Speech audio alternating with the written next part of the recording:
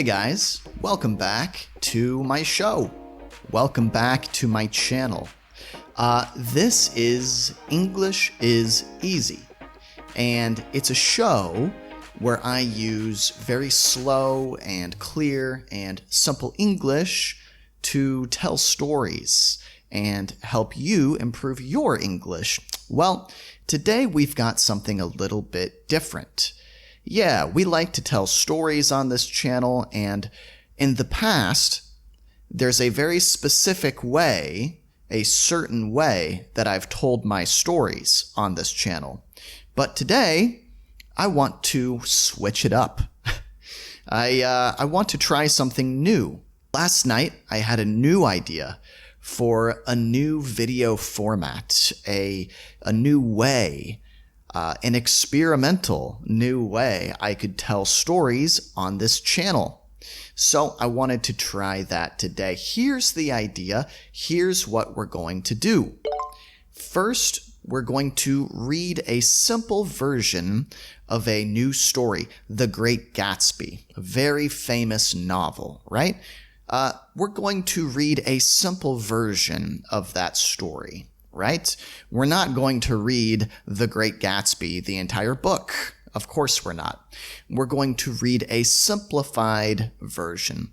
We're going to start with that, the very, very simple version, okay? And I'm just going to read that story. I'm just going to read it for you. I think it'll be pretty easy, easy to follow along. But then, here's where it gets interesting. We're going to read the story again, but a slightly more difficult version of the story, an advanced version of the story.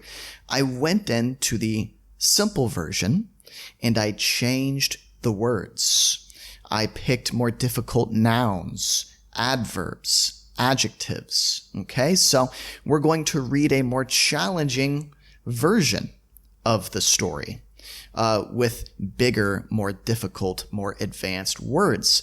This will be really great vocabulary practice, okay? And as we go, don't worry, I will explain everything step by step, okay? Now, finally, at the end of today's video, we're going to have some speaking practice. My students, they're always telling me that reading and listening practice, those are easy to get, right?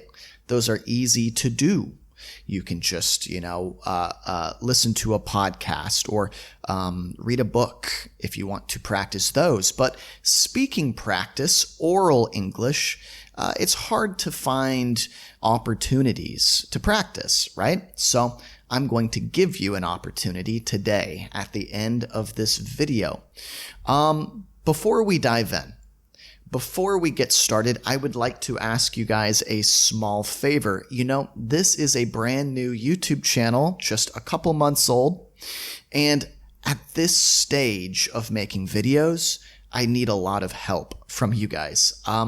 If I could ask you a small favor, click like on this video, hit subscribe, leave me a comment. If you could do one or two, or better yet, even all three of these things, that would help me out so much. I'm trying to reach more people, a wider audience with my videos, right? So if you could just take 1 second and help me out with that, I would appreciate it so much. Now, with all of that being said, let's dive in. Okay, now, very quickly, before we jump into the story, I want to give a little historical context. Yeah, I want to tell you a little bit about what this story is, who wrote it, where did it come from. That's called historical context, right? So, The Great Gatsby was written by F. Scott Fitzgerald. It was published in 1925, almost 100 years ago. The story takes place in the 1920s. It was a time in America called the Roaring Twenties.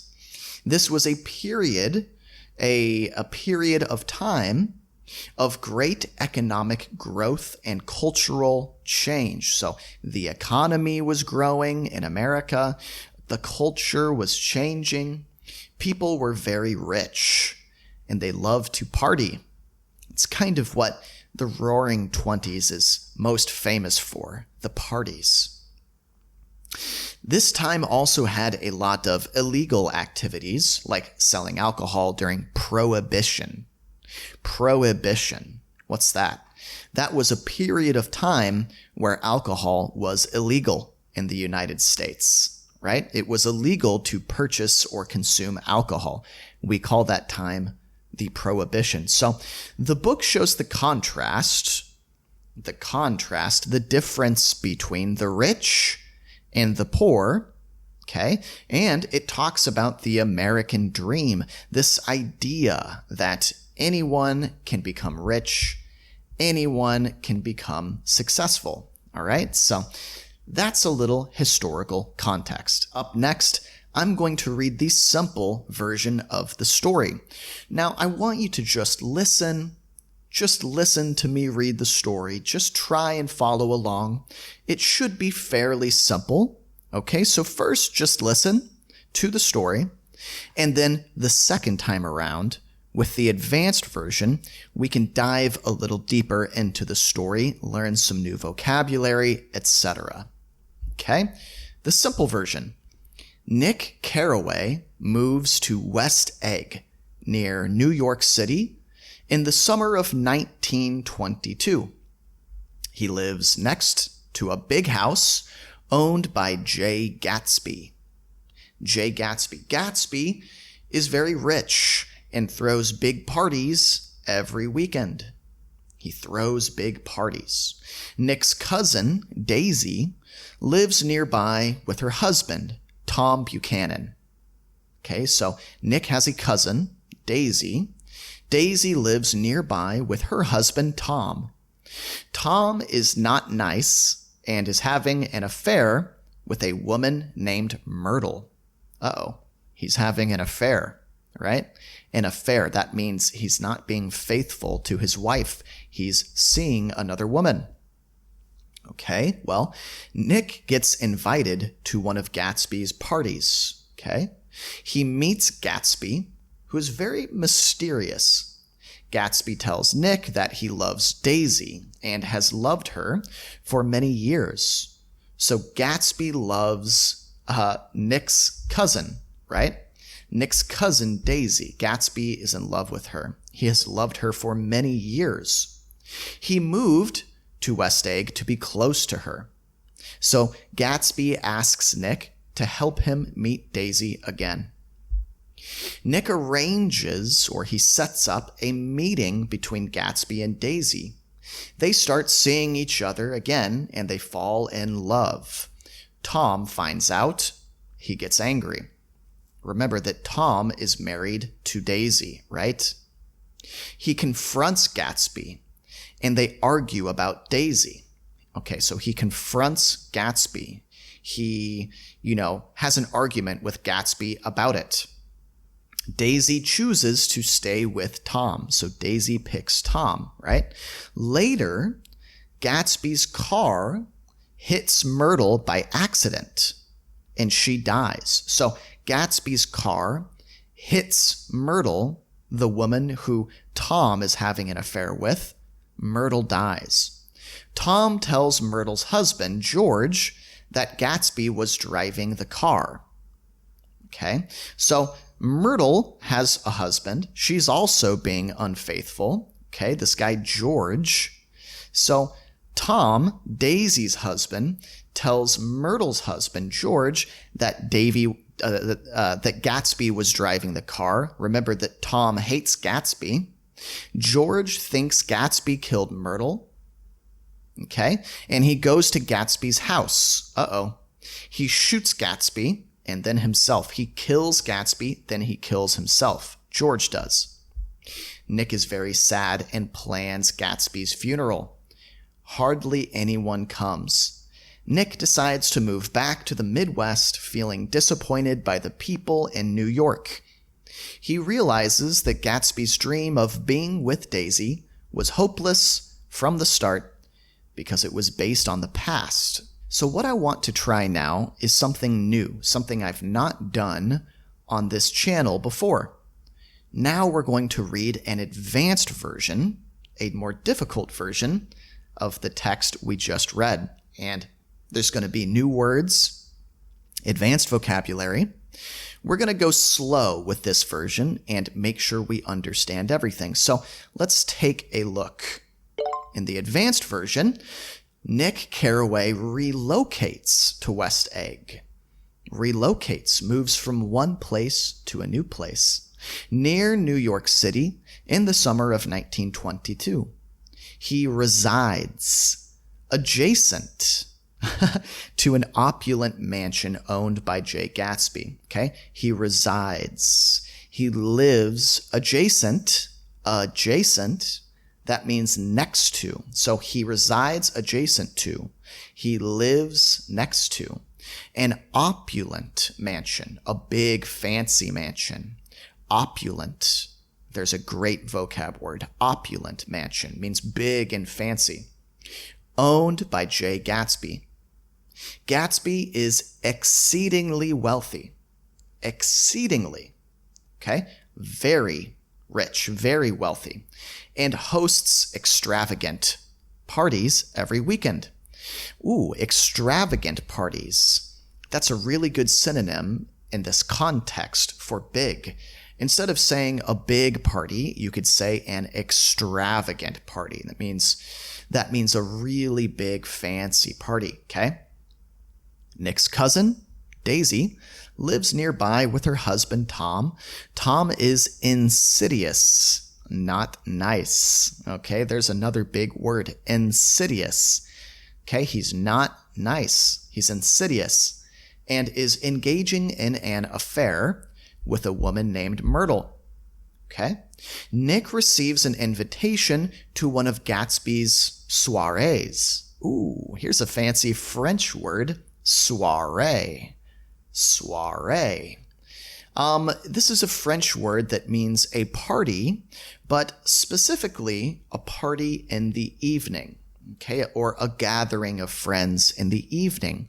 We can't really say soiree for the morning or the afternoon.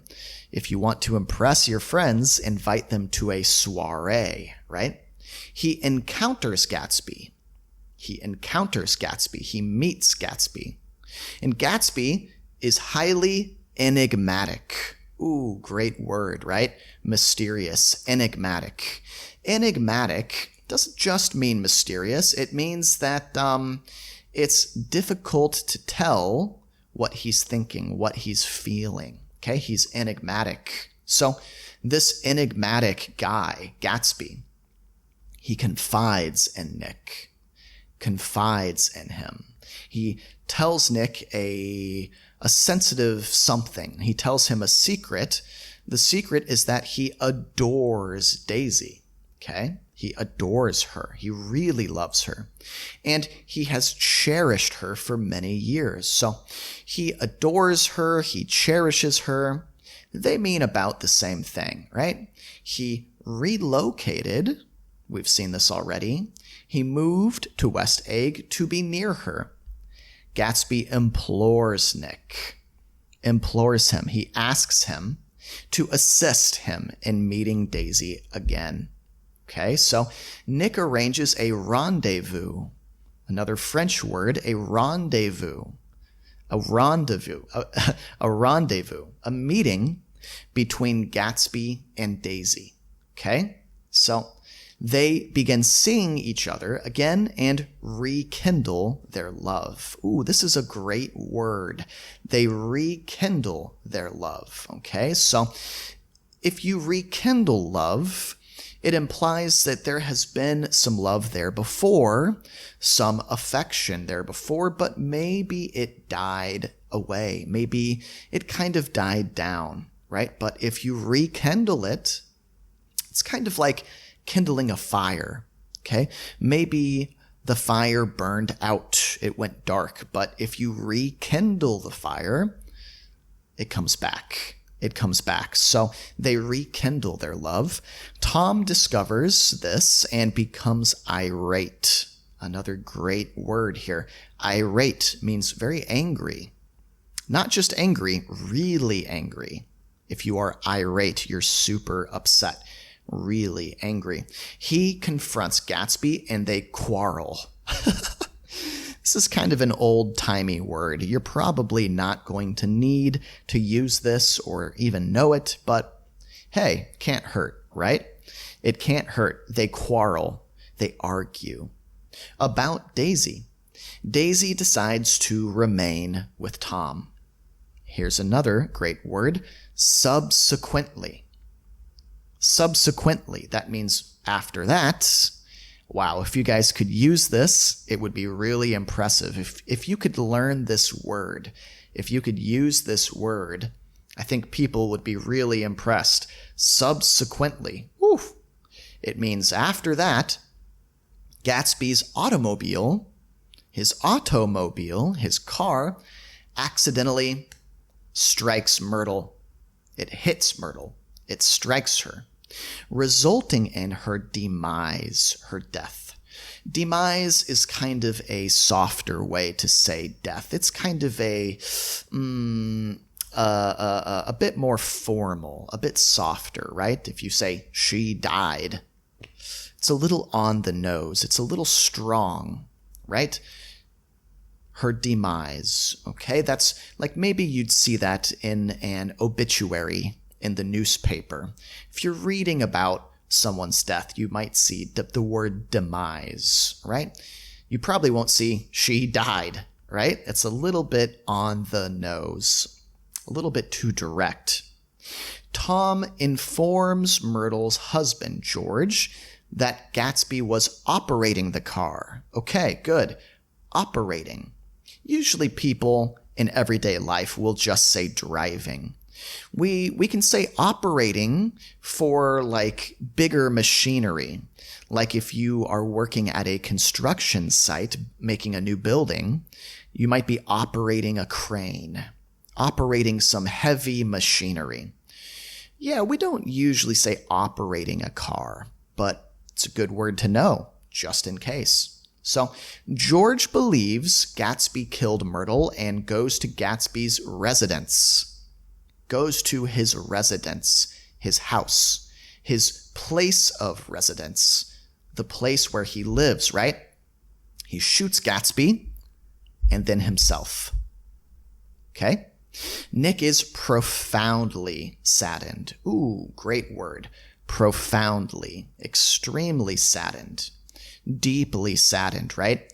And organizes or plans Gatsby's funeral. He organizes the funeral. He puts it together. Sometimes you might hear people say that they are putting together an event, organizing an event. Hardly anyone attends, comes. Almost nobody comes. Hardly anyone attends. Two sentences that mean the same thing. One is simple, one is advanced, right? Almost no one comes. Hardly anyone attends. Nick decides to return, move back to the Midwest. It's an area in the United States. Feeling, great word here, disillusioned. Disillusioned. He's feeling disillusioned by the people in New York. Maybe he's feeling disillusioned with New York. Ooh, great word. If you're feeling disillusioned with something, that means that, once upon a time, you were excited about it. Once upon a time, you believed in it. But since then, you've had a falling out with it. Now you're disappointed. It's let you down. The experience has disappointed you, right? So, maybe, for example, somebody really wants to be a singer, okay?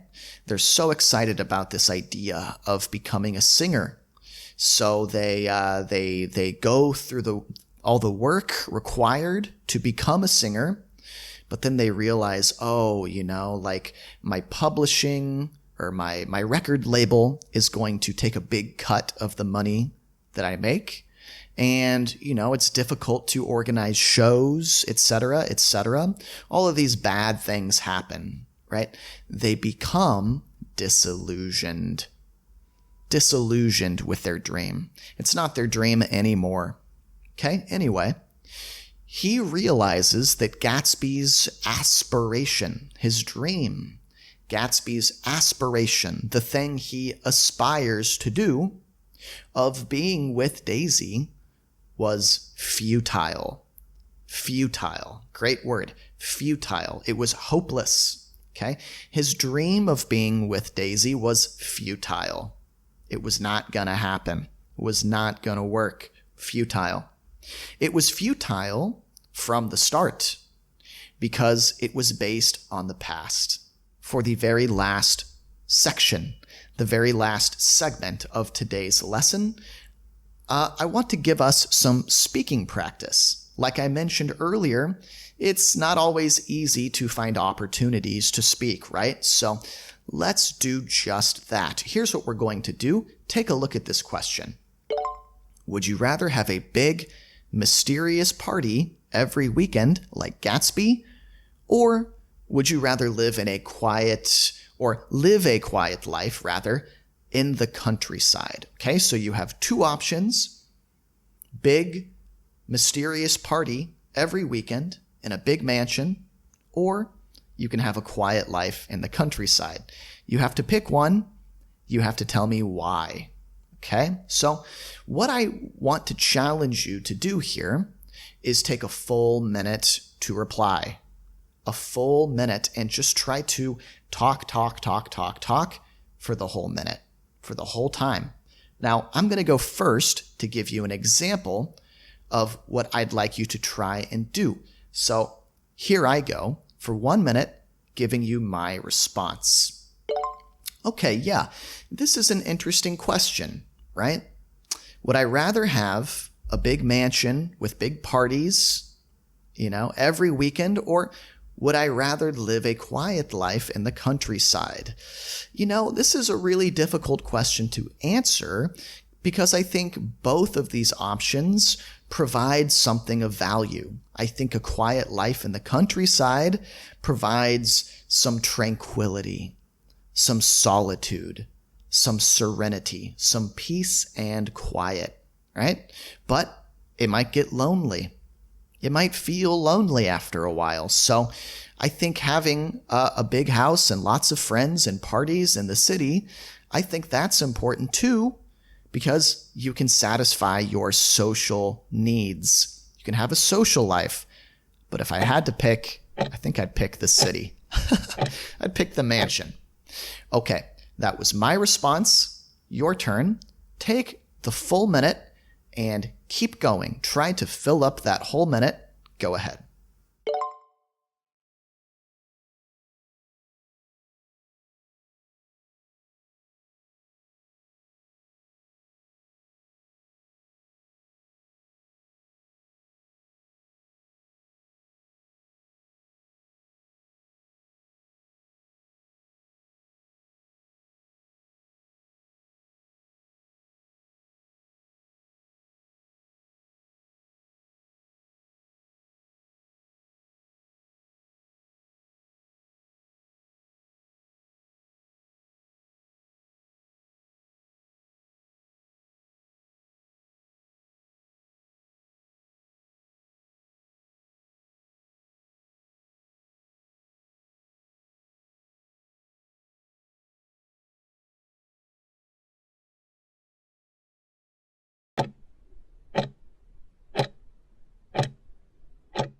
All right, guys, this has been a totally new format for my English lessons here on YouTube, a totally new style.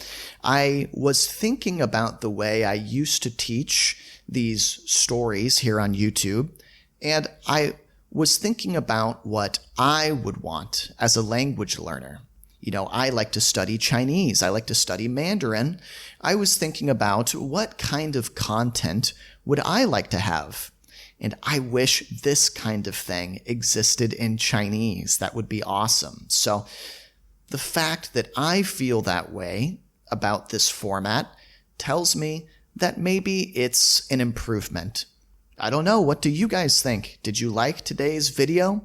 Let me know in the comments. And one more time, I would just like to say, if you can take a second, make sure you've liked this video, make sure you're subscribed, leave me a comment. I mean, guys, this stuff helps me tremendously.